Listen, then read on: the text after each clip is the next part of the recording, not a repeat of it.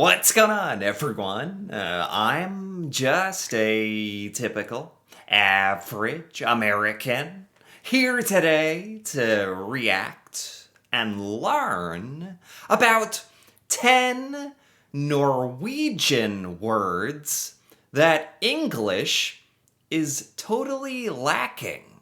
So today, I want to take a look at this list of 10 words that the Norwegian language has that don't even exist in the English language. We have no word for this. We have no way of saying it.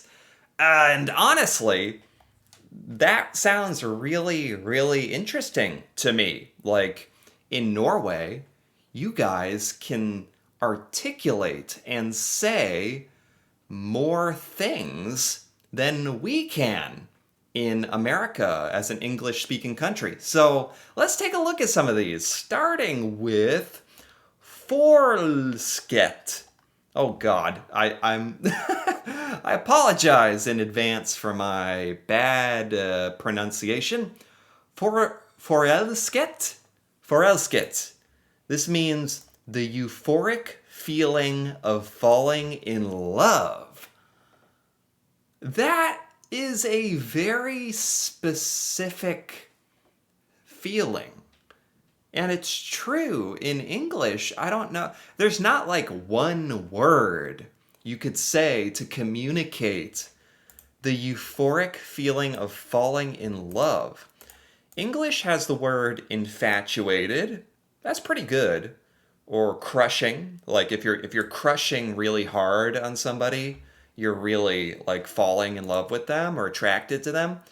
But forelsket emphasizes the emotional high of early love, not just attraction. The only thing I can think of in English, in America, we could say is puppy love or the honeymoon period. Those are like almost slang terms we use, but the euphoric feeling of falling in love. That's beautiful. That is such a beautiful sentiment. Like, that does deserve its own word. We have to say like a whole sentence to communicate this. And you guys just have the word forelsket. So does that mean like the amazing feeling of falling in love for the first time, early love, the emotional highs that you get, is that like more important in Norway? Because you guys gave it a whole word. I don't know. I don't know why we don't have a better word for that. Because certainly Americans experience this type of feeling as well. That's really cool. Okay, I like this. Tak for sist. It means thanks for the last time we met. Hold on. What does that mean? Thank you for the last time we met. That obviously is not a great translation. It is a polite, friendly way to acknowledge a previous meeting. Oh, no direct English equivalent exists. It combines gratitude and social bonding. Okay, this is interesting because in America, we would never say like, oh, I really enjoyed the last time that we met. You don't really acknowledge if you've seen the last time you've seen each other, let alone if it was a positive experience or not. This is just not something we really think about, talking about the previous time we met. So in Norway, is this like a formality? Like is this something you say when you see somebody like that you haven't seen in a while? You say, "Takk for sist." Thanks for the last time we met. It's hard for me to even understand this one because this is just not something we would ever say. We would be like, "It's good to see you," which that implies that you enjoyed seeing them the last time, I guess. But to specifically say tack for sist, I don't totally understand that. That's interesting. That must be a Norwegian custom. Okay, this is dugne. Oh, there's no way I can pronounce this. How do you? I always forget how to pronounce this O sound. Dugne, dugne. Anyway, it's a 24-hour period from midnight to midnight. What? Whoa. A 24-hour period from midnight to midnight. You know what? You're right. There is no single English word for that. Why? I guess it's not that often that you talk about a 24-hour period. From midnight to, like, I would say today, yesterday, all day, or the entire day, or. But this is very specific. English has day.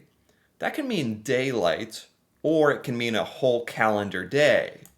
But dugne is unambiguous. Yeah, it feels like in Norwegian, you guys are just a bit more specific.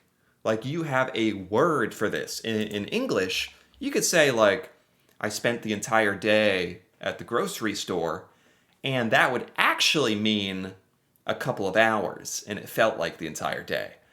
If you literally spent 24 hours at the grocery store, you would have to say it like that. You'd have to be like, I spent the last 24 hours at the store, which is clunky.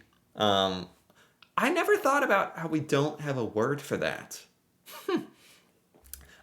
This is vorspiel and nachspiel, a pre-party or after-party at somebody's home. English uses the phrase pre-game or after-party, but it doesn't encapsulate the social ritual. So what does vorspiel and nachspiel mean exactly? When there's an event and you want to meet up and drink alcohol before the event. In America, in English, we say that we're going to pre-game. Is pre-game drinking before like a football game? Is that not exactly the same as vorspiel? This is a social ritual. I wouldn't say this is a social ritual in America. So is there just more? Does vorspiel have like a deeper meaning? Yeah, I guess it makes sense.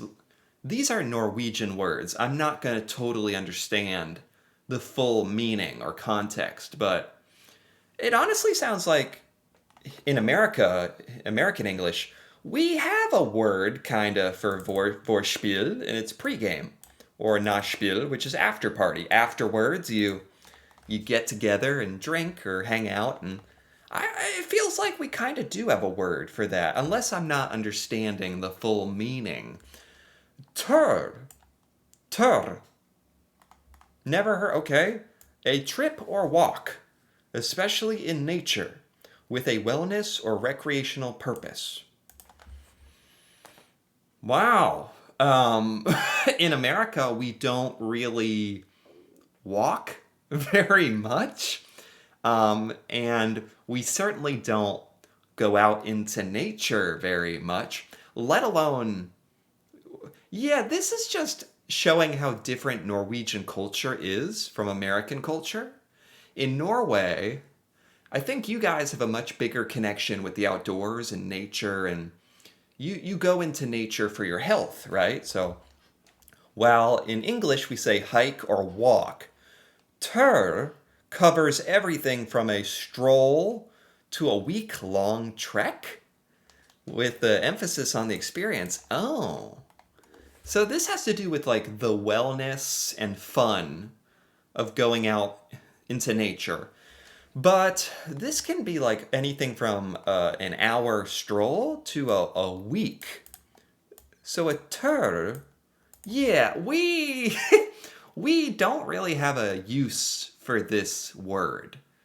I understand why America doesn't have this. Because we don't even think about nature as being important for your personal health, even though it really is. Like humans were made to get outside and go into nature, but that's a really cool word. I think that actually just shows like a big difference Norwegian culture is from American culture. Pålegg. Anything you can put on a slice of bread. There's no single word in English that groups together all the bread toppings, from cheese to jam to liver. Okay, I've heard in Norway you guys have a lot of matpakke. You like bread. You put a lot of stuff on bread. You guys have a lot of spreads, like in tubes, right? Right. So you have a word for all this crazy Norwegian stuff that you can put on the bread. Whereas here in America, bread and bread toppings are just not, it's really very similar to tur. We don't really have a big emphasis on walking or getting outside. We don't have a big emphasis on bread and putting stuff on bread. We make sandwiches, kind of. Not super common, but some people like that. But nowhere like nothing like Norway where you need a whole word for pålegg. In English, I guess you just have to say toppings, bread toppings, which doesn't even make sense. Like Americans wouldn't even understand what a bread topping is. So no, we don't have a word for this because we don't really need one, I guess. We just say this is convenient, but in America you just say the cheese or the jam or whatever the butter you're putting on the bread. Uh, yes. Oh, how do you say this? Yereste. Yareste? I don't know how you say this, but it's a romantic partner. Boyfriend or girlfriend. This is gender neutral. English. Oh, gender neutral. English requires specifying the gender and uses less personal words like partner. Wow. Yeah, okay. I like this. In America, you have to specify boyfriend or girlfriend, man or woman. But what if you're just talking about a romantic partner? You could say that. You could say romantic partner. That's not a very, that's not a great way to say it. In Norwegian, you have jareste. That's very convenient, actually. I've not really thought about how uh, you could make a word gender neutral like that and more broad. I don't know if we would use this kind of word very much, but it's just kind of a cool idea. The idea of having more gender neutral, more inclusive, broader words for things. Yeah, that's interesting. Uting, a bad habit, a culturally frowned upon behavior. We should definitely have a word for this because this describes a lot of Americans. The closest word is a nuisance or a vice, but it doesn't fully capture the social aspect of uting. You could say someone is annoying or a nuisance, they're being a pain, but we don't have like a word for someone, a bad habit or culturally frowned upon behavior. I think we could really use a word like this because we definitely need we definitely have people like this. I think we need a word like this. Some of these Norwegian words, wouldn't really be used in America anyway, but this one I think would. Oh my God, how do you say this? Traffic. Is this a real word? Trafikklesavhengighet. It's the phenomenon of following traffic signs blindly. What? Okay, talk about specific. Even when there's no traffic. Oh. So this is a funny social situation. There is no, okay, I get it. I get it, because I've done this. I do this. Even when I'm driving and there's nobody around. Nobody around. I will follow the traffic signals, the stoplights. I'll stop. I'll follow all of the laws of the road, and everybody should. But uh, at the same time, when nobody is around, it feels kind of silly to sit at a stop, to sit at a red light and just wait. If it's like the middle of the night and you're driving somewhere and you're just sitting at a red light and nobody is around for miles, middle of the night, it feels silly. And there's no word for this. But in Norwegian, you have trafikkelsevenginget.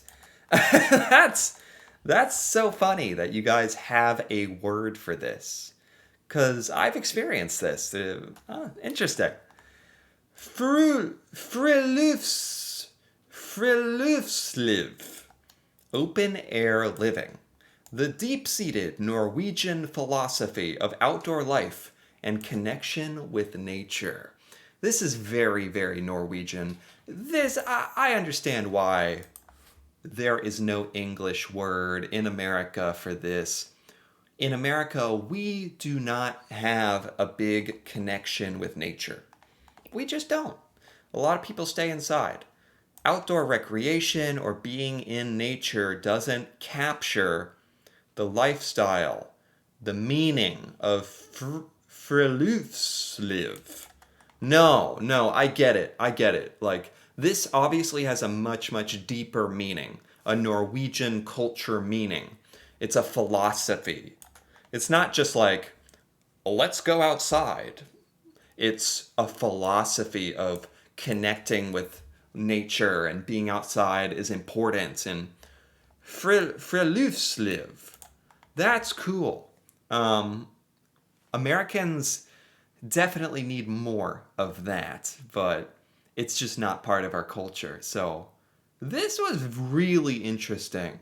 There's a lot of Norwegian words that English just does not have. We don't have a word for it. And for a lot of these, it's because it's stuff that we don't really prioritize or have in America. But a couple of these, actually, I think we should have words for. But I've never thought about it till now.